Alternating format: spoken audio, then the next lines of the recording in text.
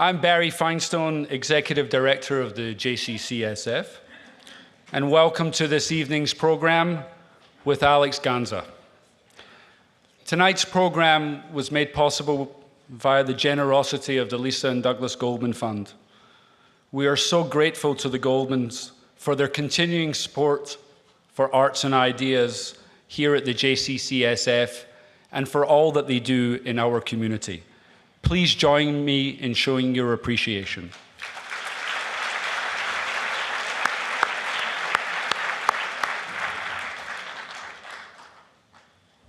This is the time to quiet your cell phones. And a reminder to please check out our website for new programs. We keep adding new and wonderful things here literally every week. Isabel Allende and David Grossman, to name a couple. So please check the website and get your tickets. Also, you were given a slip if you'd like to fill it out with your email and pass it to the right, where ushers will pick it up. You will be eligible to win some tickets. You will have the opportunity to ask Alex questions tonight. Please wait for the microphone to come to you so that you are audible to others. This will be broadcast live and also on public radio on our station 91.7 KLAW, our BINA program. And now for our program. Has anybody out there heard of this TV show Homeland? I'm going to go off script for a quick second and just tell you what happens in my house.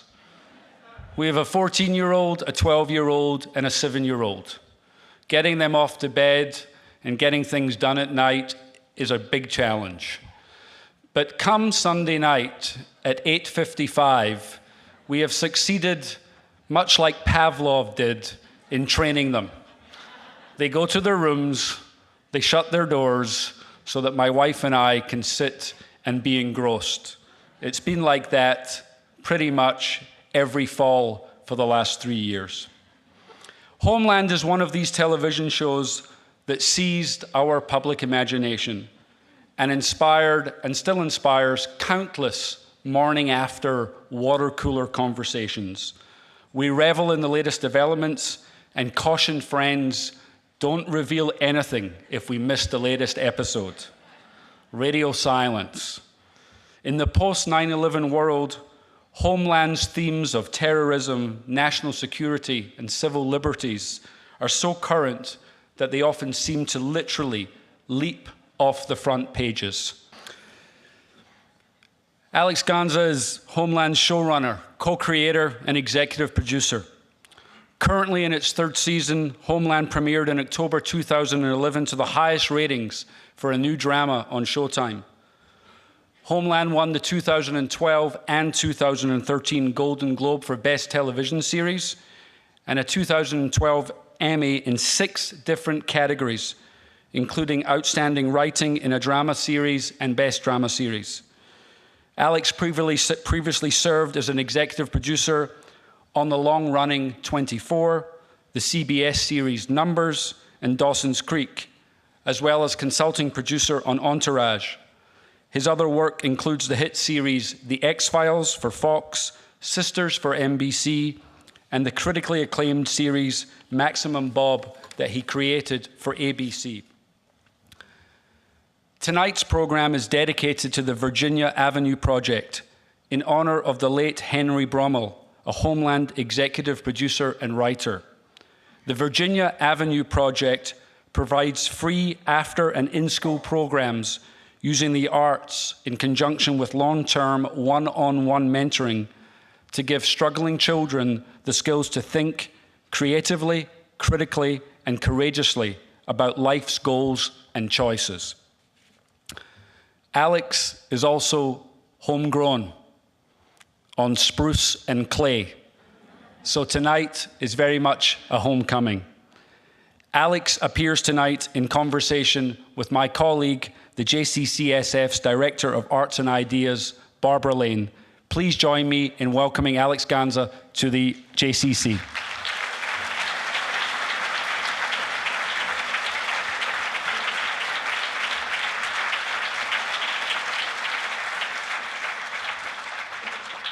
So welcome home.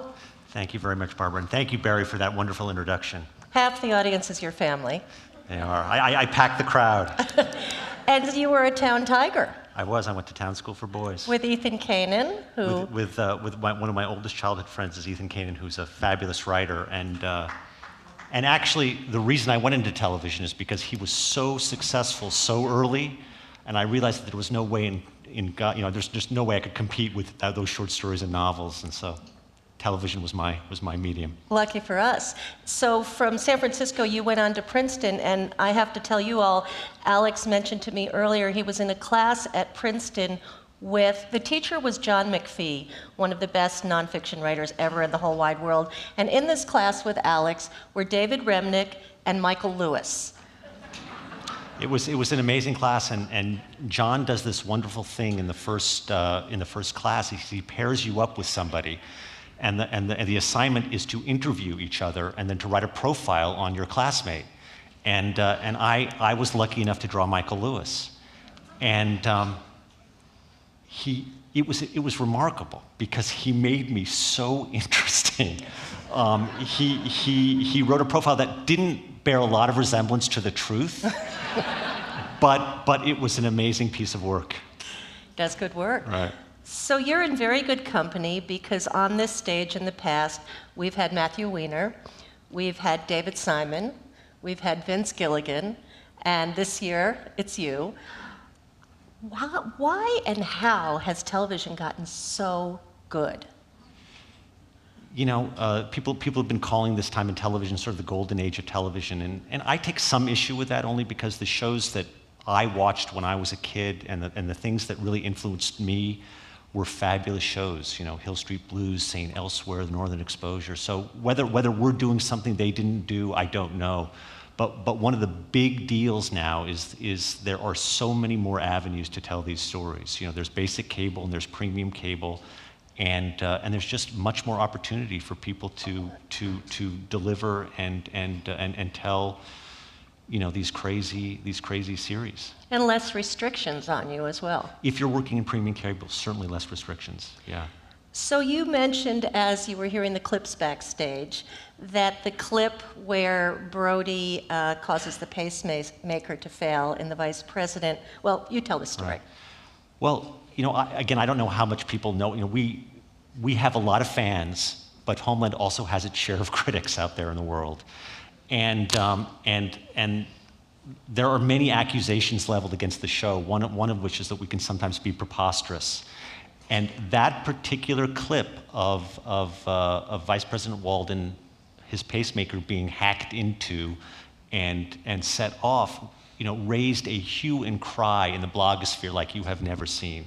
I mean, people were threatening to turn off the television. How absurd! How can these people possibly conceive this? It's the most absurd, ludicrous thing we could ever see.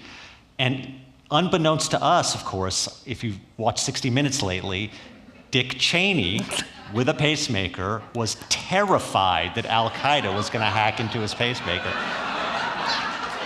So much so that he had his doctor turn off the wireless ability. So it was actually a wonderful thing because we got so many, you know, mea culpas from all our critics saying we apologize to the staff of Homeland for being so crazy to actually be something resembling the truth. There was another criticism I read where the scene in season 2 where Brody's on the cell phone to Abu Nazir to get him to avert the attack. You were criticized for that too, as not something. That I have to say is legitimate, and you know, he was Skyping or FaceTiming on a BlackBerry, which apparently is impossible. And look, if people are going to have trouble with that, you know. Exactly. So to what degree, you of course were involved with 24, how did your experience on 24 influence your decision to do Homeland? To what degree was it a reaction to 24? Because both of course deal with national security, terrorism, politics. You know, my writing partner for many years is Howard Gordon, and Howard was involved in 24 from the very beginning and worked on 24 for all 8 years and actually ran 24 for the last 4 or 5 years of that show. And it was 100% because of him that I went to work on 24 in the 7th and 8th seasons, and it was 100% because of Howard that I was included in this effort to adapt the Israeli series Hatufim into Homeland. So 24 was instrumental in just in the logistics of that. But obviously, it's a show that deals with, terrorism, that deals with civil liberties, that deals with an intelligence officer. And we began the decision about what to turn Homeland into in complete reaction formation to 24. 24 was an action thriller. Homeland is a psychological thriller. Homeland has a gun-toting male superhero at its center. Homeland has a female case officer who really doesn't pick up a gun ever. And a bipolar one at that, who deals inside her head. So the show is very much a reaction formation to 24, but there's also something important about the timing. 24 aired right after 9/11, I think a month after 9/11. Homeland aired 10 years after 9/11, and I think you couldn't have reversed them. I don't think 24 could exist now, and I don't think Homeland could have existed then. The 10 years between 9/11 and Homeland's premiere really gave people a chance to sort of grok, how did we respond to that event? Did we overreact? What was our Iraq adventure about? Are we in danger of abrogating our civil liberties in exchange for a measure of security? These were things that America could sort of talk about in a much more objective way 10 years after the fact. And we're still talking about Right. them, of course. You mentioned Prisoners of War, the Israeli series. Gideon Raff was here at the San Francisco Jewish Film Festival, really gave a fascinating talk. Talk a little bit about Homeland's genesis in a way in Right. Prisoners of War, and it's a different story. How you decided to make it different for American audiences, what you took from Prisoners of War that was valuable, and that process. Well, like all writers, we are incredibly lazy. And Howard and I got the script for Hatufim, and we read this, just a brilliant hour of television. Hadn't seen it yet, just read the script, and we were just completely and utterly knocked out by it. And of course, we thought that we could just change the names, Chaim and Nimrod. We could change it to Nick and Joe, and we'd be fine. It proved a little bit more difficult than that. And the reason was this, that Hatufim is really a family drama. It's about two prisoners of war who come back after 17 years in captivity. And of course, they're Israeli POWs. And they come back to Israel, and those people who are returned are immediately political figures in the country. I mean, they are national figures, and there's a huge, obviously everyone in this audience knows that the political debate about these prisoner exchanges is enormous. And so we felt that an American prisoner of war would not occupy more than 5 or 6 hours in the news cycle, and wouldn't have that prominence in America. So we decided that we had to create another character for him to play off of. If you look at the Israeli series, it's really about those prisoners of war reintegrating back into their lives in Israel. And it's is it three of them? Well, there are eventually 3 of them. You think it's only 2, it turns out to be 3. But there's no thriller aspect, and there's no Carrie Matheson character.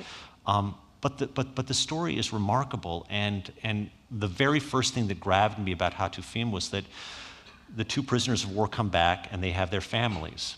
One wife has been completely faithful and has been nothing but an advocate for her missing husband. Going to the Knesset, we have to do the prisoner exchange, we have to find out where he is. And after 14 or 15 years, her life becomes organized around the idea of getting her husband back. Mm-hmm. The other wife has given up and winds up marrying her husband's brother, assuming that he's died in captivity. So when these prisoners are returned, your expectation is that the wife who's been faithful and who has organized her life around her husband's absence, that marriage is the one that's going to survive and be vital. And that the other one who married the brother in an act of, you might argue, she followed her heart. Mm-hmm. But that's the marriage that actually is reignited again. And so it was a wonderful reversal of expectations, and we were hoping we could do that in Homeland. But it just became clear that we couldn't bring 2 guys back and have a Carrie Matheson character, so we had to We It's too reduced strong. It's too much. She's So, too strong yeah. a character. Barry mentioned in his introduction something about the show often feeling ripped from the headlines, and especially after the Snowden affair. American American intelligence is under such intense security, and it feels like you were clairvoyant with Senator Lockhart and the Right. investigations into the CIA. And of course, you wrote that, as you said, when you were listening to the clips, it felt like a decade ago that season two Right. was taking place. Well, we do a lot of research, and we spend a lot of time with our CIA consultants who are both active and retired intelligence officers. And that first season, the thing that was really being discussed at the agency was, Obama had come into, had become the president, and the first thing he did, obviously, was outlaw these harsh interrogation techniques. But at the same time, he was flying drones over Pakistan, and in this extrajudicial way was, arguably murdering people. And the intelligence officers inside the agency found a moral disconnect there. So we can't torture these people to get information, but we can fly drones over their heads and kill them. And so we just latched onto that idea and tried to figure out a way to tell a story that really highlighted that moral dilemma. And that's how the first season came into being. The second season, similarly, when we went to go talk to our people, the big news at the time was, is Israel going to hit Iran? Is Israel going to take out these nuclear sites? And so we really based the series on that premise. And this last year, obviously, in season 3, the talk inside the agency was all about Iran, and this grand negotiation that was either going to take place or not going to take place between the countries. And I think if you watch the last 2 episodes, just by a stroke of luck, we were very prescient about how that winds up. We're going to watch the last 2 episodes. episodes. Good. We can't wait Right. for the last 2 episodes. I want to talk for a moment about casting, because at the center of this show, as you said, is Carrie. So was Claire Danes cast first? Was that the first decision you made in casting? She was, but she was cast before she was cast. In fact, in the early drafts of Homeland, we called Carrie Claire because we wanted Claire Danes. Howard and I have both been enormous fans of hers since My So-Called Life, and we had just seen Temple Grandin. If nobody's seen Temple Grandin, We've had the Temple Grandin here. You guys have had everybody here. I know. I feel like crazy. I'm bragging, but it's true. So we knew we were going to center this story around this bipolar CIA agent, and we knew that she had to appear unbalanced but extremely competent at the same time, and that's a high wire act as an actor. And there weren't a lot of people that we thought could do it, and we just knew Claire could do it. So we started calling her in a wish fulfillment way, and we were so lucky to get her. So I want to talk about the bipolar thing, but before we do, the chemistry between Claire Danes and Damian Lewis, we had the clip at the cabin, which was steamy. Right. So was Damian Lewis somebody who you had your eye on? Did you cast him because of the chemistry with Claire Danes in part? Or tell us about that. Well, we had a hell of a time casting the role of Brody. And the reason is because in that first season, he is a bit of a cipher. You don't know what's going on inside his head. And you, like Carrie, are watching. You're a voyeur into this family. And so whoever we cast had to be somebody that could really play a very poker-faced character, yet be somebody who you were invested in watching. And we just had a hell of a time casting her. We couldn't find anybody. Can you tell us some of the others you considered, or is that secret? It's, I can, but only in a negative way, so I'd really rather not. I will say that, Damien had just finished a series called Life on NBC that was a failure, so nobody wanted to cast him. Showtime didn't want to cast him, NBC didn't want to cast him, and Howard and I kept bringing up his name. And at one point, the head of the studio said, "Guys, I never want to hear that name again." He is a dead issue at the studio. And this is what it means to be a television producer trying to get a show up and running. You are constantly running into people who think they know better, and you have to figure out a way around it. And I will never forget, I was in my office. It was 6 o'clock in the evening. We were 2 weeks away from starting shooting the series, and we did not have a cast. Wow. And I remembered in the back of my mind that somebody had mentioned a fabulous independent feature that Damian Lewis starred in called Keen. And I went onto Netflix, and it was 6 o'clock, and I knew I had to be home for dinner, and I said, well, if it's instantly streamable, I'll watch it. And so I clicked into Netflix, and there was Keen, and it was instantly streamable. You didn't have to order it, because I never would have ordered it. And I punched, the instant stream, and the first 45 minutes of that film are Damian Lewis in the Port Authority in New York, 10 years after he's lost his daughter there, his 12-year-old daughter there, still looking for her, having lost his mind. And he held the frame for 45 minutes by himself. And I stopped watching.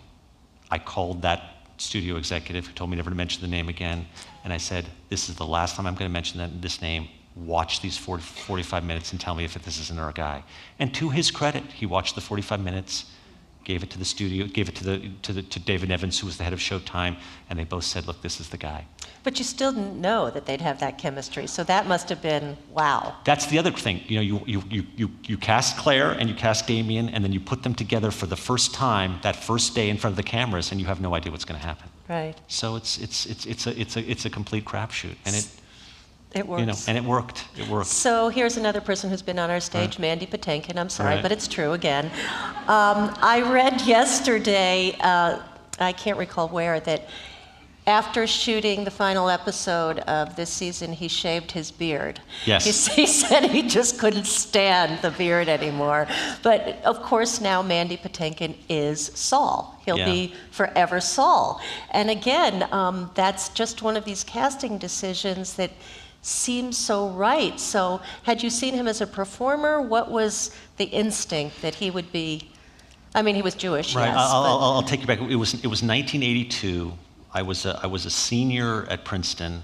I had a girlfriend in New York, and she was a huge musical theater fan. And I was a soccer player, and the last thing I wanted to do was to go into New York and see anything singing or anything with emotions.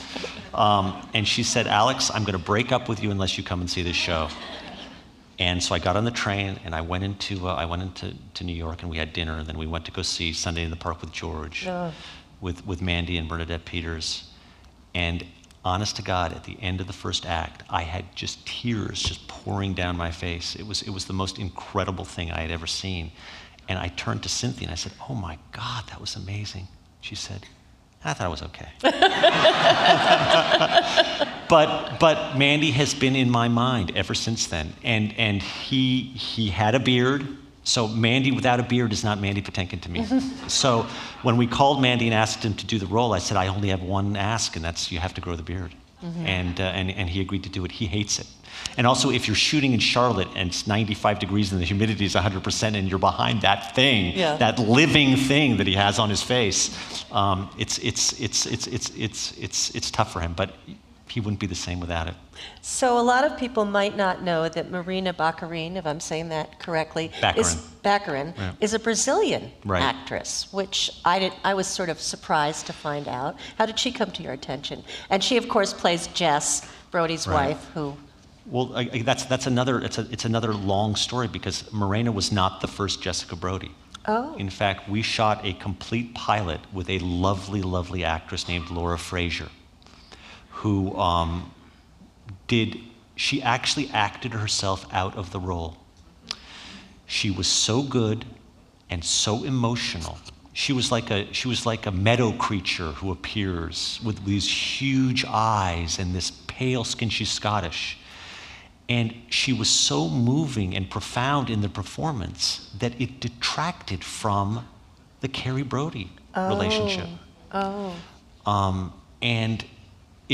so I am in the worst position you could ever be in, which is to call an actor and say you did too good a job. So we had to find somebody, and again we had a very difficult time finding her. Is that what you told her? Yeah, that's what I told her. And it was the truth. And then you hired Marina and said, we don't want you to do a really good job? I couldn't tell Morena that, obviously. In fact, the first thing I had to ask Morena, we met at the lobby of a hotel, and my here's another interesting part of my job is the very first thing I had to ask her was is if she would take her clothes off. So I said, Marina, look, this is awkward, but, can we talk about the nudity issue? She goes, I'm Brazilian. Whatever you need. It's good, it's good. One more character question, casting question. So Tracy Letts is a fabulous writer. He wrote the play August Osage County, which won the Pulitzer Prize. Won the Pulitzer Prize, which is being made into a movie. He's Senator Lockhart. Right. Had he acted before? Oh, he'd acted. In fact, Lauren and I had seen him on Broadway. We saw him in Virginia Woolf. He played George. And we needed a character. Senator Lockhart had to be a character who could deal with language and who could deliver a lot of exposition. If you recall the first episode this season, he's the Senate Intelligence Committee chairman, and he has to deliver a lot of exposition, and we needed somebody who was compelling. But he hadn't been in front of the television cameras, I think, for 10 years. So he was very nervous when he came in. But he did a fantastic job, and in the last couple of episodes, he becomes the director of Central Intelligence, and before a scene, he's sitting behind his computer, and he's improvising. He's typing at his computer before Carrie comes in to see him, and so he's typing away at his computer, and I said, Tracy, whatever you're writing, we own it. Fabulous writer and an amazingly talented guy. So you mentioned the fact that Carrie, of course, is bipolar, and that's at the center of the story, and it manifests itself in various ways and with various degrees of extremity throughout the season. How much research did you do on bipolar conditions, medication, and what kind of any pushback do you get from bipolar people, organizations, so forth? We did a lot of research, but one book in particular called An Unquiet Mind by Kay Jamison is a fantastic book about the illness, and really became our Bible for Carrie's character. And don't read it too carefully, because a lot of the stuff, and Claire too relied on it quite heavily. It's an amazing book, and she's a psychiatrist who has the illness herself, so it's doubly interesting. And also somebody who balances this mania with being an incredibly competent professional, which was very important to us as when we were creating Carrie Matheson's character. And in fact, on the pilot, we reshot a lot of scenes with Claire to make her more competent in the workplace and less crazy. Did she do a lot of research observing bipolar people? She did. She talked to a lot of professionals. She talked to a lot of bipolar people. But what was most fascinating for her was to go online on YouTube and watch people in the middle of the night with this disease who have to communicate with somebody. And so she could watch these, maniacal bouts. And if you watch that scene that everybody saw when she's talking about the green pen, that's very, very realistic. So we've had absolutely no pushback from that community. Everyone thinks that what she's done is a very real and very, a brilliant portrayal of what it's like. What about the kind of feedback you get from veterans? I would imagine there's quite a bit. Do you get? I know a lot of veterans who will not watch the show. It's too painful. The idea of a Marine turning in captivity is anathema to them. And they just can't watch it, And I think the whole business about, coming home from those awful experiences and look at the suicide rate in the, for these ex-military guys is enormous. And I just think there's too much pain there. We bent over backwards to try to make that part of the story as realistic and as painful as possible to honor what those veterans are going through coming home. And one of the things Howard and I talked about when we were first conceiving the show is that there really was nothing on American television that chronicled that very difficult journey back to your real life. Yeah, we hear about it in the news all the time, as you said, with the suicide rates and the failure to give the adequate medical care and so forth, support when they get home. Right. Switching gears for a minute, I want to talk about music. The music at the beginning of the show is just so haunting. I just love it when you first see the credits. And then I was noticing in the scene with the vice president, the music. Who does the music and makes those decisions? The music is composed by Sean Callery, who is just an out-and-out genius. And he actually did the music for 24 too. And the music for 24 and the music for Homeland could not be more different. First of all, there was probably about 42 minutes of music in every 43-minute episode on 24. And there's about 10 or 11 minutes of music in Homeland. Homeland is very quiet. And the music is, it tries never to lead the audience to an emotion. And that grows out of the fact that you didn't understand whether Brody was innocent or guilty in that first season. So if you were ever on Brody, the score had to be neutral, but it had to be anxiety making. And that was a really difficult thing to, that was a tough line to walk. Also, Carrie's jazz, her obsession with jazz also influenced, the score.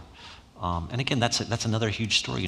Both the network and the studio thought people would be turning off the televisions all across America if we introduced jazz as an element, or if this character loved jazz. They just thought people would be uninterested. So that another battle that had to be fought all around that, around that issue too. Sounds exhausting. It's exhausting. I never want to do it again. So speaking about the locations where you shot, Israel doubled as Baghdad. Right. Correct? Israel doubled as Baghdad and Beirut. It doubled as Baghdad the first year, and it doubled as Beirut the second year. And I read something about a real adventure you had shooting in Israel. Do you know what I'm referring to? We did, and I'm just trying to remember the name of the town. There was a town in which the Green Line ran right through it. It was called Barta. And so the town was essentially half Israeli and half Arab. And nobody had ever filmed there before.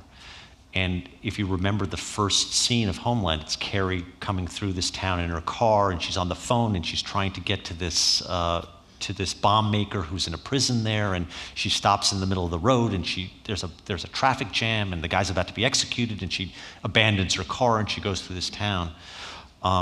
So we went to the town to scout it. That's where you go to look and make sure it's a place where you want to shoot and make sure whether anybody will let you shoot there. And so we met with all the town elders, Israeli and Arab, and we bought the street for the day, and we spent a lot of money on that street. How much? I think about $20,000. The problem was that none of the shopkeepers on the street, who were all Palestinian and who had to get up in the morning at 2 o'clock in the morning to come through the checkpoints and then go open their shops, the money never trickled down that far. So they were all opening their shops, but there was no traffic on the street. And we were shooting, and they were getting more and more frustrated. And we brought the people in, the government of the town, and so essentially a small riot broke out. And people were hitting each other, and Claire got stuffed into the back of a car by her security agent, and she was out of town. I mean, she was like hustled out of at 100 miles an hour. Did you keep the cameras rolling? The cameras kept rolling, and then we had to abandon all our equipment on the street because it became so dangerous. And we all withdrew to base camp with our equipment on the street, and had just managed to complete the bare minimum of what we needed to make the scene work. And then, of course, we had to pay bribes to get our equipment off the street.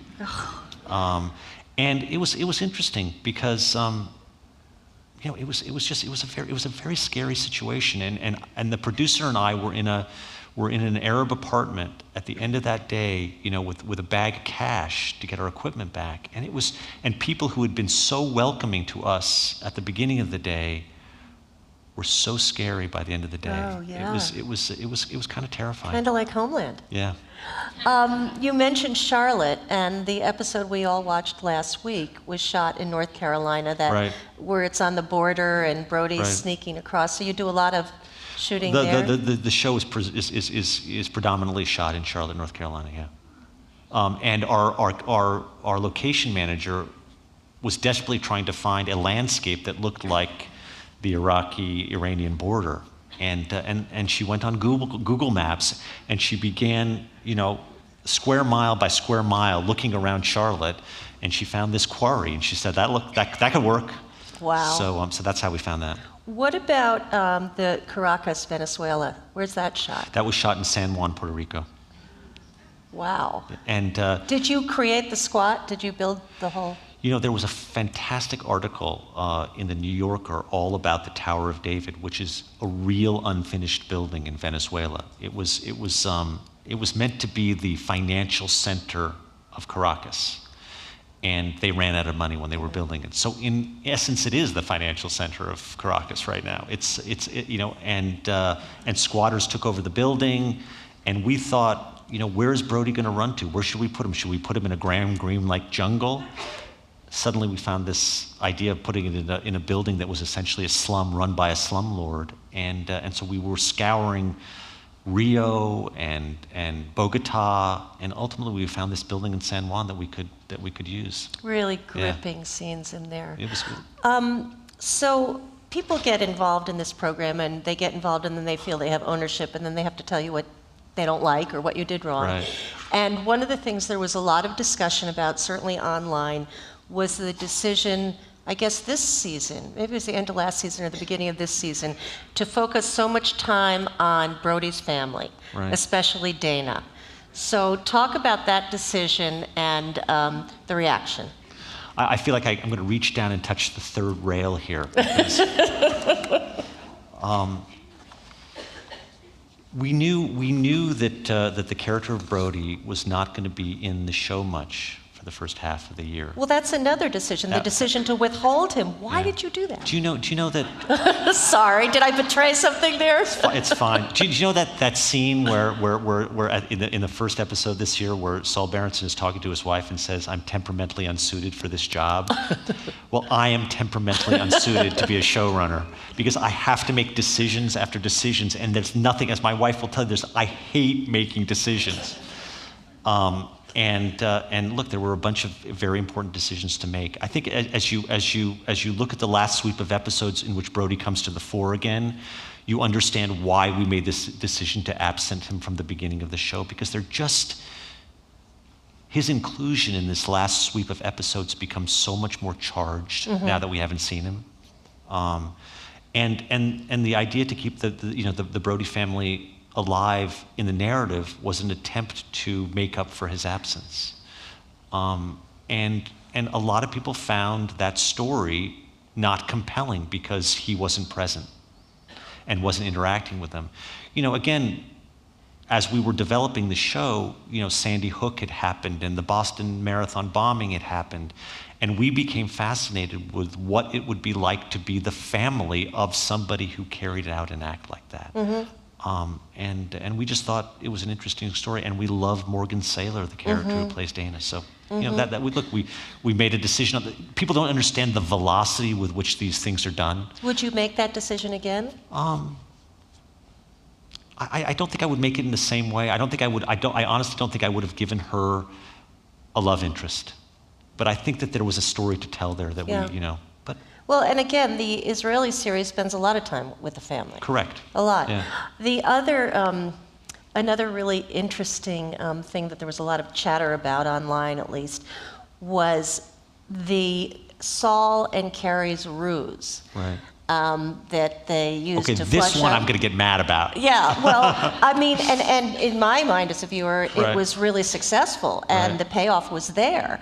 Right. But you know, you had these series where she's in the hospital and she's undergoing the shock treatment, and she's humiliated by the committee, and we're all thinking, how can Saul do that to her? Right. And everybody's up in arms, and then in fact we learn, and so that was a really interesting plot twist. And Right. Well, credit where credit is due. You know, we are all huge John le Carré fans on the staff, and you know, le Carré's book, you know, The Spy Who Came In From the Cold, has a similar premise to it. You think one thing is happening, and it turns out an intelligence officer dangles himself out there to be approached by a foreign government, and we loved that idea and made it our own. In the show. One thing we did learn from all our consultants was the best intelligence operations are 95% true. And if you look at what Carrie and Saul were responsible for, that is our narrative bombing of the CIA at the end of season 2, it was their fault. They let it happen. They didn't see it. So all the blame and scapegoating and guilt that Carrie feels for that is real. The fact that they're orchestrating this and choreographing it in public as they are is the operation part of it. And I honestly think people got upset because they're very possessive about these characters. Which is a testimonial to the effectiveness of the show, the actors. Right. I mean, we're connected to them. And I think they were just furious at Saul betraying her in this way. And I'm still kind of mad at her. Right. Well, you'll see. There's cause to be. I had a feeling. Right. I had a feeling. There's some cause to be. However, I think mostly people were upset because they didn't see it coming. Yeah. You know, I think again, the other interesting thing about being a showrunner in television right now is like half my job is publicity, is PR. I have to do interview upon interview upon interview, explaining, apologizing, begging people to keep watching the show. And I made an unfortunate. I used an unfortunate word. I said it's a trick. It's a magic trick, and people latched onto that, and they just took that, and it was a trick and not a plot twist, and people got upset. Oh, I never. So you really do have to go out and defend those things. That is, I mean, because you want people to stay connected, and you want them to stay with you, and there's a crazy appetite for, I mean, you guys are all here to listen to me talk about inside baseball, about Homeland. But people are here, right. I would say 99.9% of the people are here because they love the show. Right. I mean, they wouldn't come to, right? Yeah, right. That was nice. But people are fascinated with how the show is made, and that is, and it is different. What's interesting about television now is you put 5 or 6 writers in a room, and it is this hive mind that creates the show, and that's unusual. That's a new way of storytelling. Okay, so before we go to, a couple of things before we go to audience questions, but be thinking about your questions. There's this phenomenon now of binge watching. Right. People, because they can, will sit down and, I'll say, you have to see Homeland. Well, I haven't. Well, catch up, because we're in the, so they'll sit down and they'll watch a couple of seasons in a weekend. Right. What do you think about that? And is that in your mind, and do you sort of Well, that's how Lauren and I watch television. I mean, we binged The Wire, Friday Night Lights, Battlestar Galactica. I mean, it completely takes over your existence, and it's great. So I think binge watching is fantastic. I do feel that you have a different experience watching the show that way than you do watching it week to week. But the best compliment I've ever had about Homeland is so many people have said to me that it's the one show that they have to watch when it airs. They can't wait. It can't be spoiled for them by somebody saying something. Yeah. So that they watch it week to week, and that's great. I like doing that old-fashioned appoitment television. Right. I do. I like that Sunday night thing. There's something wonderful. I think it's going away, to tell you the truth. I know. But it's nice. It's nice that you can still do it. And now it's your turn to ask questions of Alex Gansa. So Andy is there with a microphone and coming up the aisle, and here we go. Our first question right over here on your guys' left, about midway up. Hi, I'm Layla Radan. I'm Iranian Danish, and I have to say I'm a huge fan of the Iranian storyline, in spite of the fact that most of my Iranian Facebook friends are up in arms about it. But I think it's... Why are they up in arms? I think it's just cultural pride. Oh my God, Right. why are some Iranians portrayed as terrorists? But I think you guys have written it brilliantly, because it's true. The regime is one of the most horrendous things out there. It needs to go. They are responsible for a lot of terrorist activity.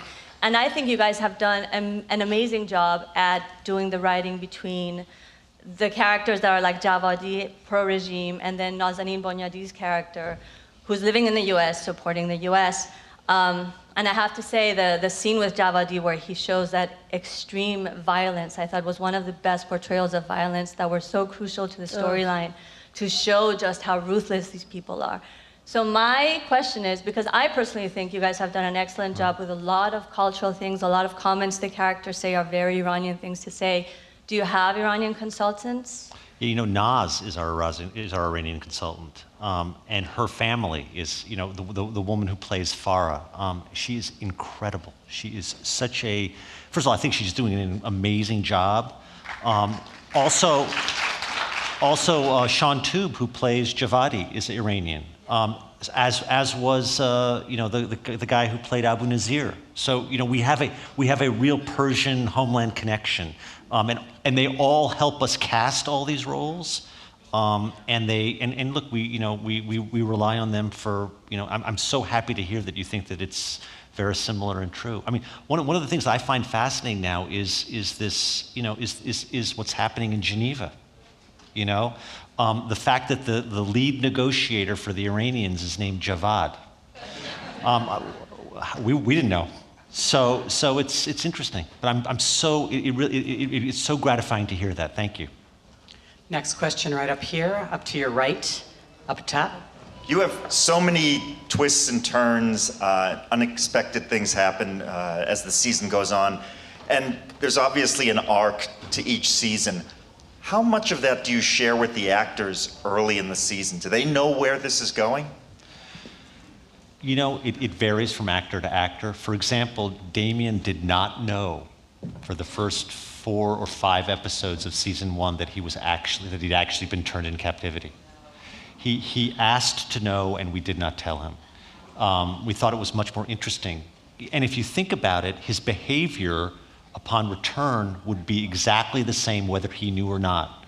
He would if he hadn't been turned into captivity, his goal would be to reintegrate back into his life. And if he had been turned into captivity, his goal would be reintegrating back into his life. So, you know, Claire, on the other hand, needs to know things. Mandy does not. He wants to read the scripts and be surprised like everybody else. So it really varies. Our next question back over here on your guys' left. In the last episode of the last season, when Saul says the Kaddish, I'd like to know whose idea it was and how was it received. I know how the audience received it, but how was it received in circles where they may have had a vested interest? Did you get any blowback from it, or did you get positive response? Well, first of all, it's not the first time he said the Kaddish. The first time he said the Kaddish was, I think, in episode 4, where he interviewed, and I'm trying to remember now. He interviewed one of Brody's prison guards who committed suicide, and he said the Kaddish over the dead body. Well, for people who know what the Kaddish are, they understood what was happening, but, you know, 80% of people thought he was speaking Arabic and was a terrorist.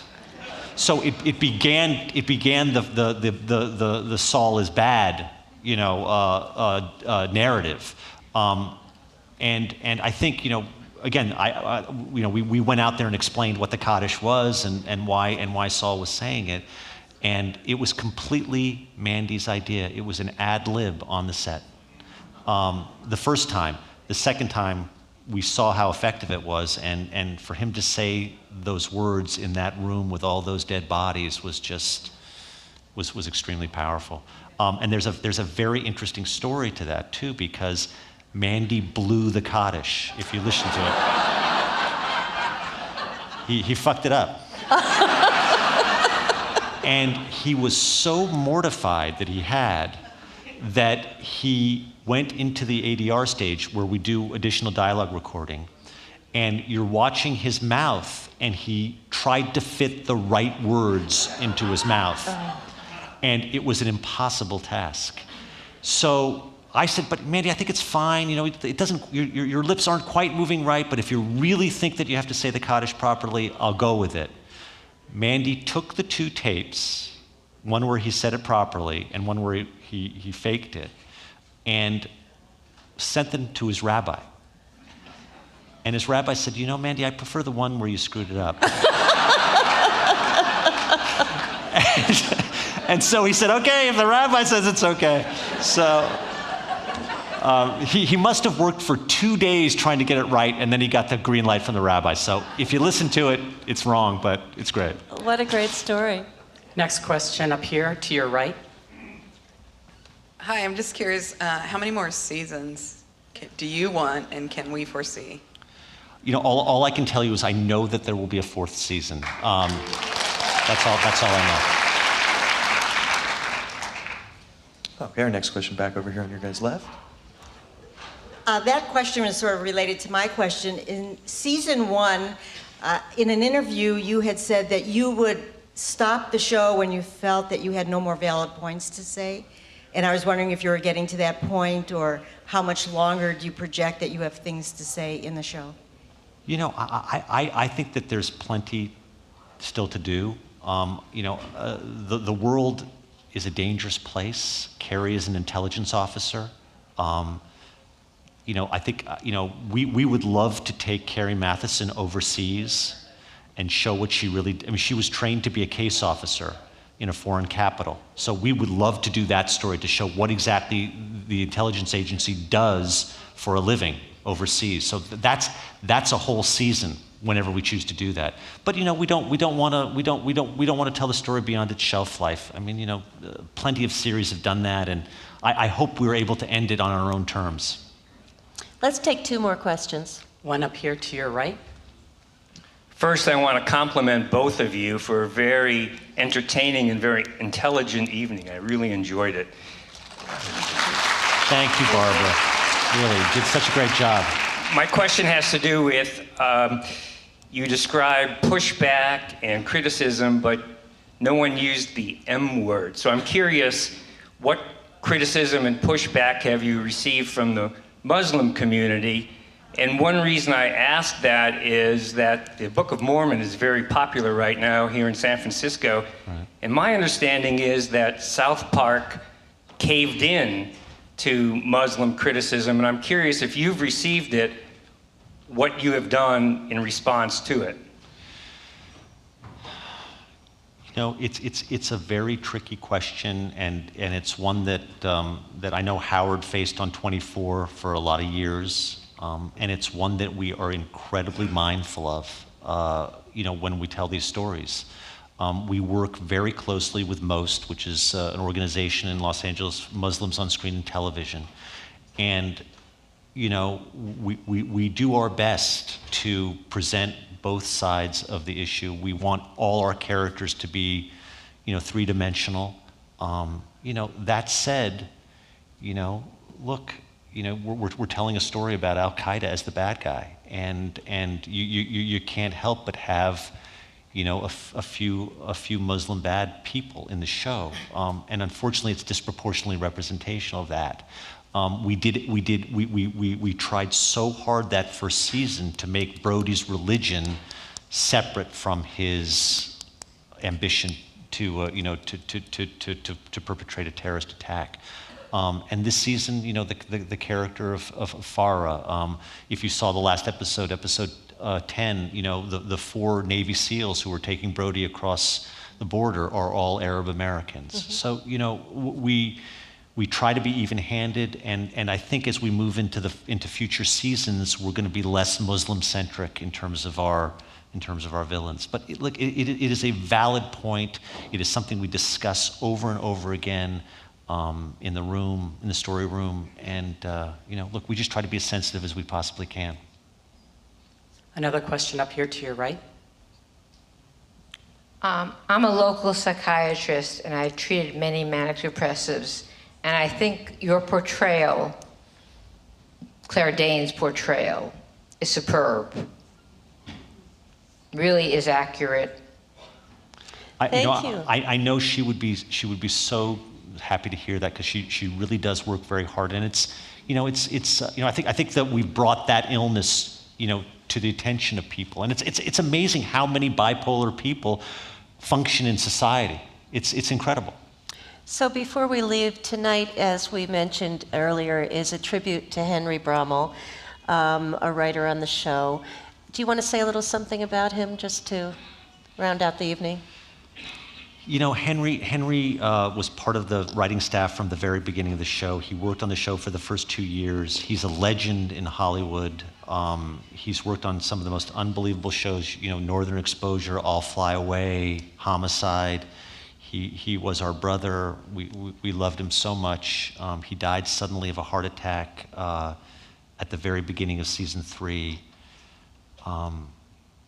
You know, it's a loss that we are all still recovering from at Homeland. I think it really influenced the first sweep of episodes this season. We've dedicated the season to him, but it was just profoundly sad.